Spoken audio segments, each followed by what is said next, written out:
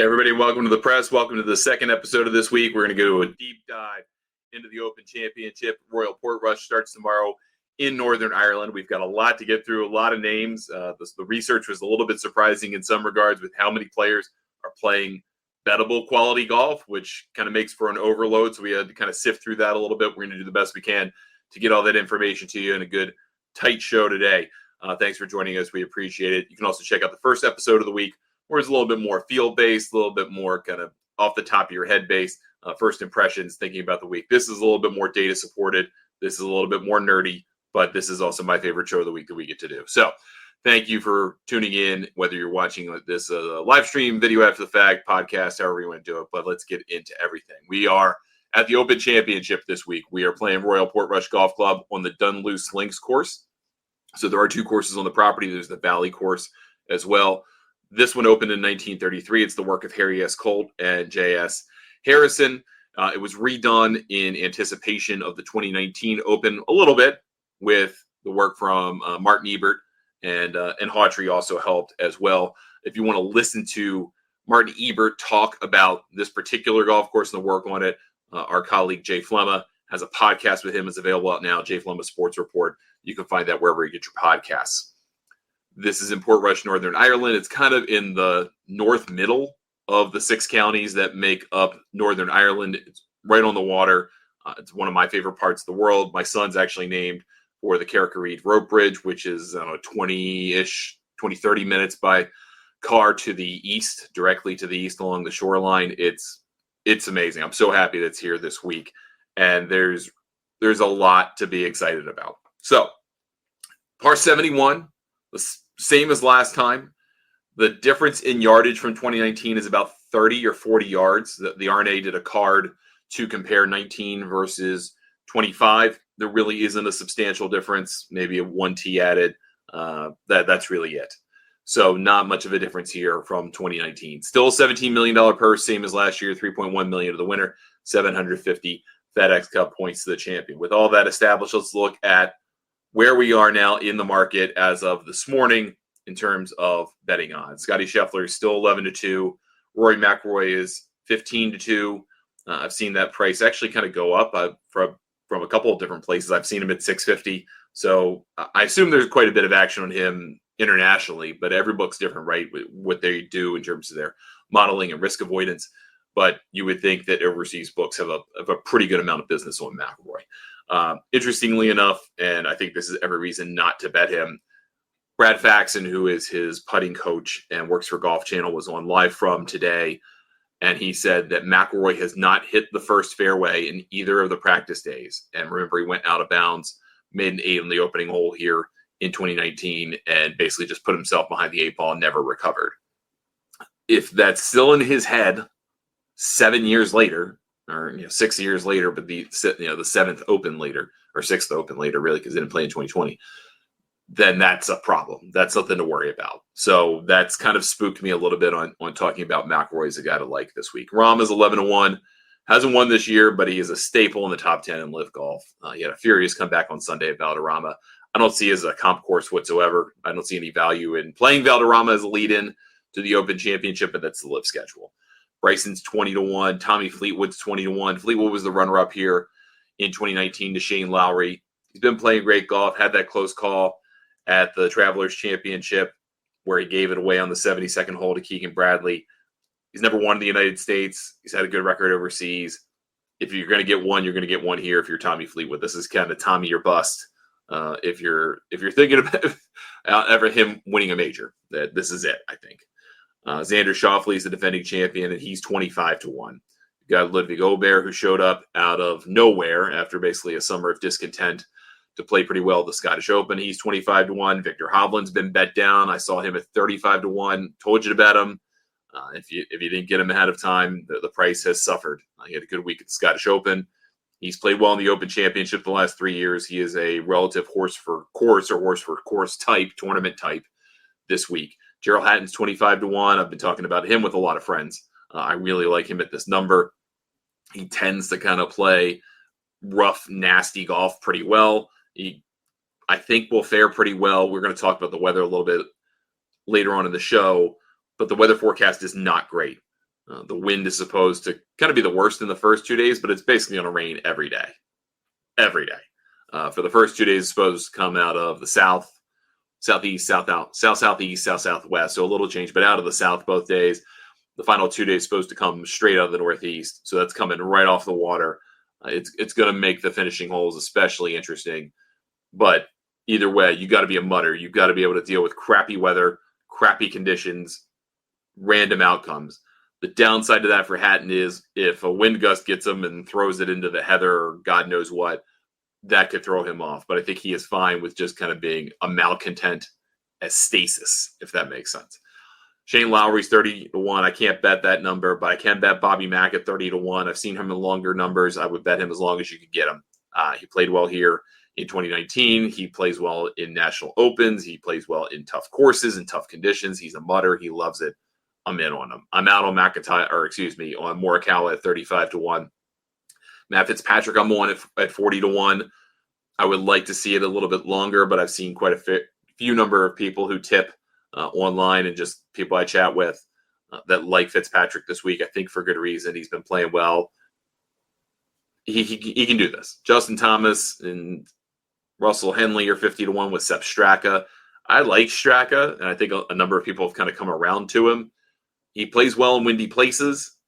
He seems to handle those poor conditions well. He did very well at the Truist Championship when it wasn't so pleasant to play there in the final round at Philly Cricket Club. That's not to say it's an equal comp. Obviously, it's a different brand of golf, but I think he can handle this. Russell Henley's been playing very, very good golf. He's got the game to handle these kinds of conditions. Justin Rose has been bet down from 70-1. He's now 60-1.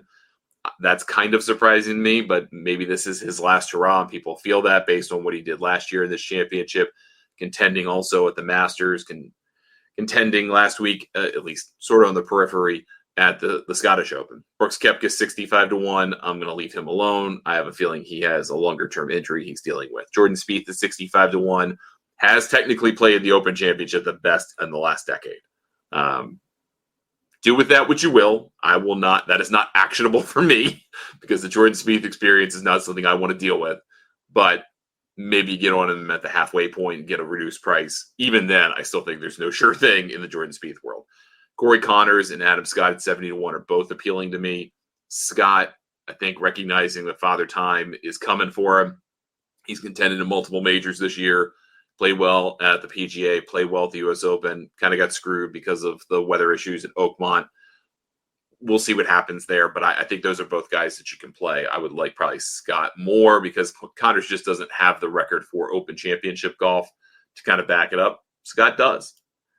Here's our model top 10. We'll go into basically the top 96 players on the table, so the remaining 72 of them after this. But let's look at the modeling. You got Scotty Scheffler, number 1, Rory McIlroy, number 2, and Victor Hovland comes in at number 3, believe it or not. That's kind of crazy. I knew I had an inkling that he was going to play well. The modeling seems to kind of point that at. Tyrrell Hatton's 4th, Tommy Fleetwood's 5th, Xander Schauffele 6th, Bryson DeChambeau 7th, Corey Connors is 8th, and that's just because his ball striking tends to travel everywhere. Colin Morikawa is 9th, and John Rahm is 10th. One thing I do want to point out about the setup this week, one, grandstanding is not going to be your friend. If you've seen some of the pictures, I think Dylan DeChair sent this, of the drop zones where if you hit into the grandstands, you get to drop. The drop is not fun. It's like ferns and high grass. So trying to grandstand to get your way around here is not going to be a bargain. The other thing is the green speed setup is around 11. It'll probably be 10.5 toward the end of a lot of days. It'll probably slow down from that as well because grass grows throughout the course of the day, even though what you're taught is, it gets tougher throughout the day.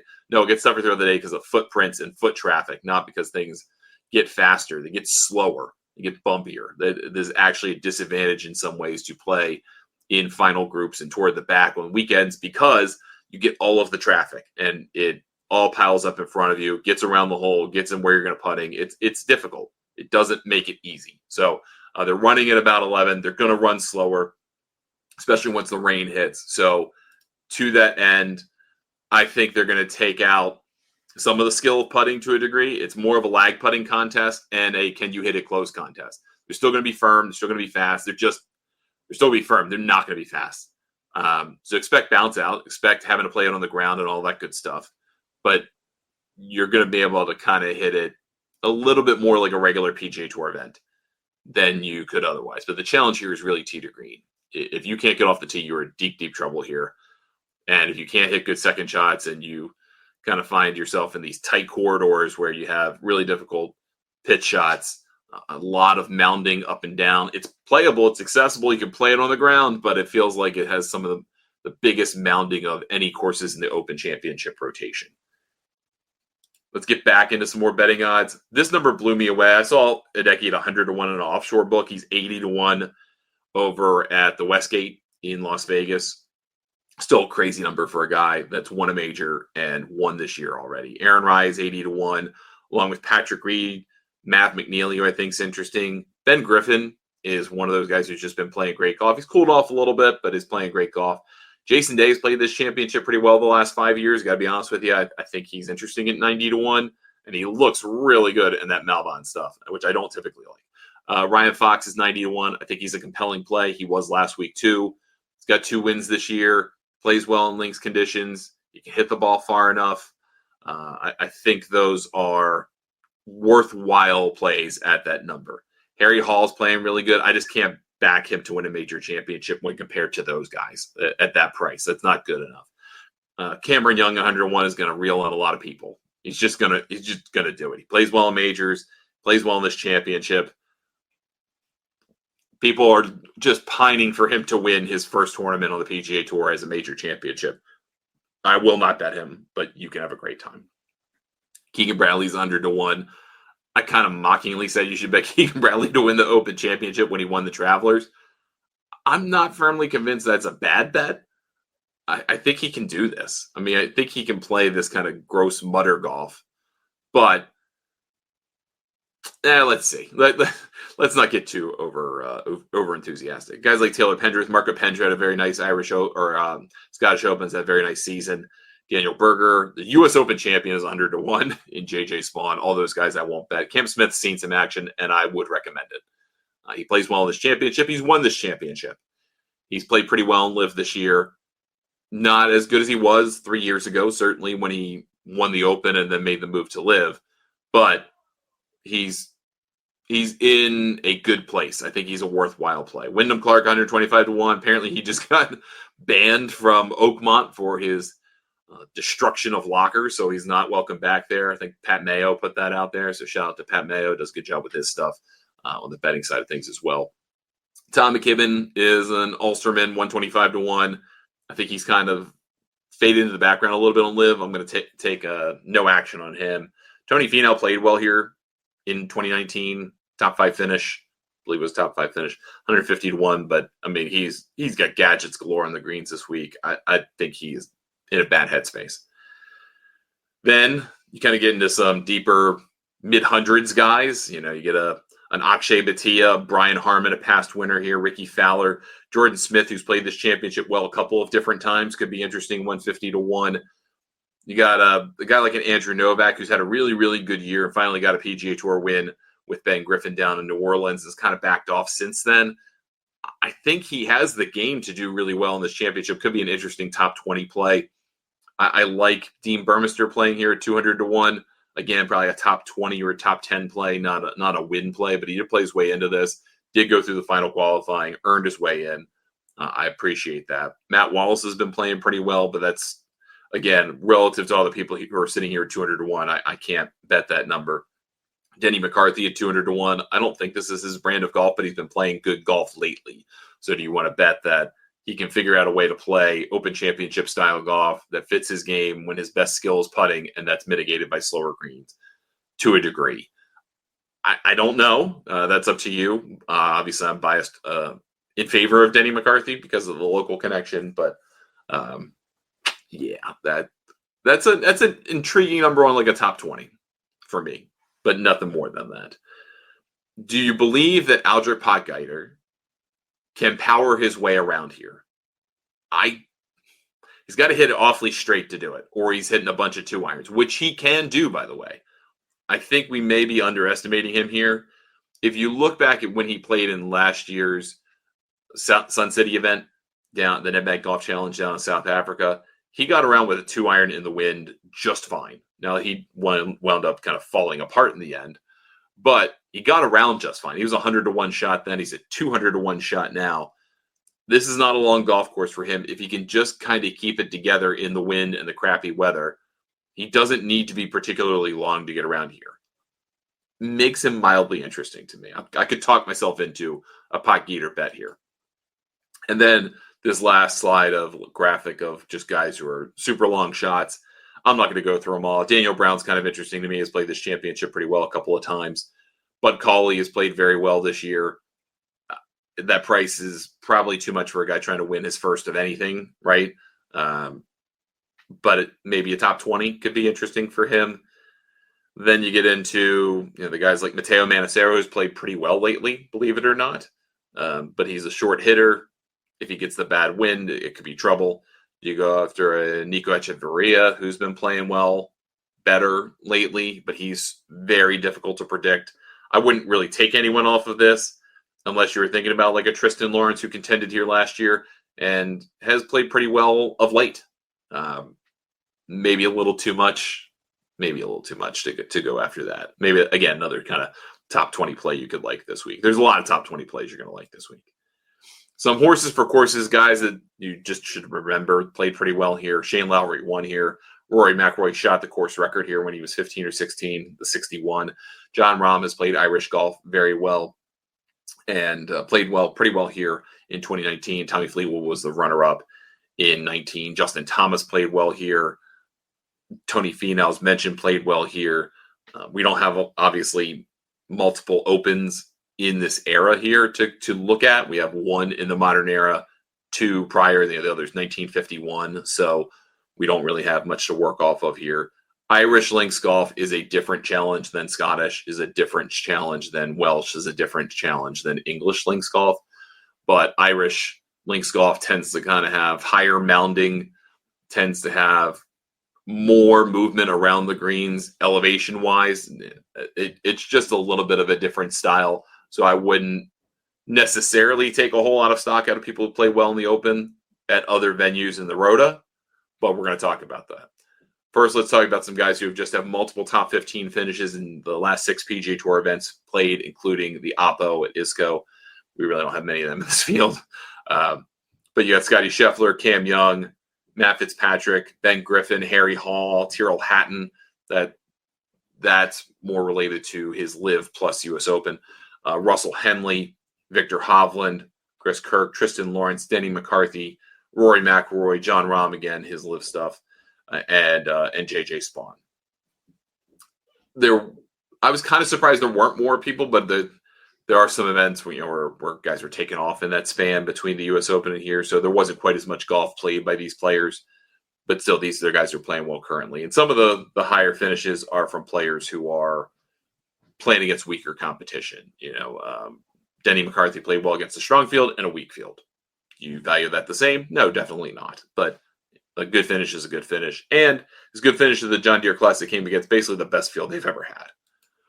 Past champions here of the Open Championship, going back all the way to 2019, Xander Schauffele, Brian Harman, Cam Smith, Colin Morikawa. COVID-19 won in 2020. They didn't have the event. Shane Lowry. So cool week to be able to celebrate Shane Lowry. But if you look at the players who have won this, you don't have to be a bomber to win this championship. You need to be a ball striker more than anything. You need to be able to hit pure shots in any kind of conditions. You need to have an imagination. You need to kind of have a shot that'll get you through those random lies of high heather and be able to bump and run it. There's a lot of skill set and imagination that goes here. You can't just hit stock shots all day. If you do, then you played it perfectly. And that does happen sometimes, but it doesn't typically. Now, this is the graphic that blew me away because we do a short-term form kind of model. And it's not really a model. It's just a comparison of statistics of the last 10 PGA Tour events played. And we look at strokes gained total, strokes gained of the aggregate. If you're gaining 1.2 strokes per round on the average, you fit in that first column. If you are gaining 1.5 strokes per round in terms of quality strokes gained, that's the strokes gained total multiplied by the quality of your competition as measured by the official World Golf Ranking, then you qualify for that. And then the third category that's separate is strokes gained on the approach. I'm looking at guys who are playing well on the approach because that is the most important component of determining your ability to finish well. Driving goes a long way, absolutely. But as this year has triple underscored, it's not everything. If you look at guys in terms of strokes gained off the team, driving distance that won on the PGA Tour, and Brian Campbell is, one of those guys, right? Then that as a two-time winner this year, you're not convinced that you have to be a bomber to do well on this golf course or any golf course on the PGA Tour this year. So I think that is the most important of the skills. You can be bad at putting for a while and get it back. You can be off with the driver for a while and still gain strokes. So if you're gaining strokes off the tee, you don't have to do that just by hitting it straight. You can hit it long and slightly crooked and still gain a lot of strokes, right? So that doesn't tell you everything. And I also think off the tee this week in particular, we usually don't talk about this, but off the tee in particular, the fairways are pretty wide. So if you're not hitting fairways and you're hitting in the heather and high stuff, it's going to be a rough week for you anyway. Looking at this list, this is about half the players who qualified for all these categories. Now, these are all in order, right? They're all in descending order. So these are the highest numbers. Carlos Ortiz doesn't really play on the PGA Tour much, but obviously had a very nice U.S. Open. He fits on that list. But then you look at guys who are playing just great golf, and there's a solid number of them, and a lot of them carry over because a lot of their good golf happened at the U.S. Open or the Travelers Championship, which are high point value events. So I would stress the strokes gain total graphic and the approach graphic are the more important ones to me. So let's do total. The top half of the list: Carlos Ortiz, Scottie Scheffler, Jon Rahm, Marco Penge. Obviously, we only have the one start for him. Ben Griffin, Adric Potgieter, Bryson DeChambeau, Victor Hovland, Keegan Bradley, Christopher Rattan, set a very nice Scottish Open, Harry Hall, Chris Goderick, who just won the Scottish Open, Matt Fitzpatrick, and Russell Henley. And then the guys who are gaining strokes on the approach, not quite as much crossover as you might think here, but you've got Carlos Ortiz, Matteo Manassero, Joaquin Niemann. Niemann is a great ball striker, but if he can't put the ball in play, you're doo-doo. And that's kind of basically his season on LIV, where he's won 4 times and stunk the others. Scottie Scheffler, Shane Lowry hitting the ball well, but not putting well. Jon Rahm, Sahith Theegala, who comes back after a 2-month absence, basically to deal with his neck issues. So hopefully he's feeling good. Could be a super mega sleeper. Sebastian Soderberg, Victor Hovland, who keeps playing great golf. Kind of somewhat under the radar, even though he keeps finishing high. Akshay Bhatia, Dean Burmester, Potgieter, who keeps gaining on the approach, and I think is another compelling reason to bet him at 200-1. Daniel Van Tonder and Christopher Rattan. So we've got and that's just the top half of this list. If you're a member of Golf Newsnet and you check out our tools that are available to members for $40 a year, $70 for 2 years, or $100 for 3 years, you will see there are another 14 guys on basically each of these lists that qualify for these categories. So we've got a lot of players playing bettable, in my view, golf this week. Makes it tough to kind of go after a winner. Strokes gained, tee to green leaders, low variance. I love this graphic. I love talking about this because I'm looking for smooth curves. I don't want lots of dips, highs and peaks and valleys in how you play strokes gained, tee to green. I want to know you are a reliable player, strokes gained, tee to green, that if you just have a good week putting, you can win. Those guys on this list in this field are Scottie Scheffler, Jon Rahm, Keegan Bradley, Bryson DeChambeau, Tommy Fleetwood, and Siwoo Kim got in as an alternate. So he's kind of intriguing in that regard. He's become much more of a consistent player over the years, especially the last couple of years. So these guys are players who just tend to gain a lot of strokes tee to green. They might not do well putting, but this leads me to believe you're probably going to be there. If you're playing well tee to green, you got a chance. If you can putt well, then you've really got a chance. But you've got the most important kind of 85% of the strokes gained coming from strokes gained tee to green. You've got that covered. This is a long list too. In the last 50 PGA Tour events played, so we're taking out the LIV guys here, if you finished in the top 20, 40% of the time or better, there are 25 guys on this list. I'm not going to read them all to you, but it does go in chronological or descending order. Scottie Scheffler is at like 83%, 84%. Justin Thomas is barely above 40%. These are guys that I think are particularly interesting for your top 20 plays. As you get to like a Bobby Mack, maybe that's a good hedge for you. Do you look after like a Ben Griffin with a higher number, or Denny McCarthy with a higher number tends to kind of just play his way into the top 20. Andrew Novak, a high number. Some guys in the field here this week that they're worth looking at for top 20 plays, given how often they do it in the aggregate, but not necessarily just because of this course or this place this week. So just something worth keeping in mind. We didn't do anything about the first round leaders here for a couple of different reasons. One, we only really have the 2019 data for Portrush. And then also, I just think the weather variability that you could expect to see tomorrow is going to be pretty dramatic. So if you are an early riser, I would bet this live. If you want to do this ahead of time, don't do it. I'm not going to give you any recommendation. But I would tell you, if you're going to bet first round leader tomorrow, do it. Get up at 3 a.m, 4 a.m, maybe even 2 a.m. Eastern time, and go seek out what the weather conditions are, seek out what the expected 6 to 10 hour forecast is going to be. Decide if the morning wave is what you want to go after or the afternoon wave, then plan accordingly and see what you like after that. That's going to do it for us on this episode and for the week in preparation for the Open Championship. We covered the Barracuda Championship in our first episode of the week, an audio-only episode, so hopefully you'll check that out wherever you get your podcasts. You can get a hold of me, Ryan, at thegolfnewsnet.com, or I'm on social media at Ryan Ballingy or Ryan Ballingy Golf, depending on the service.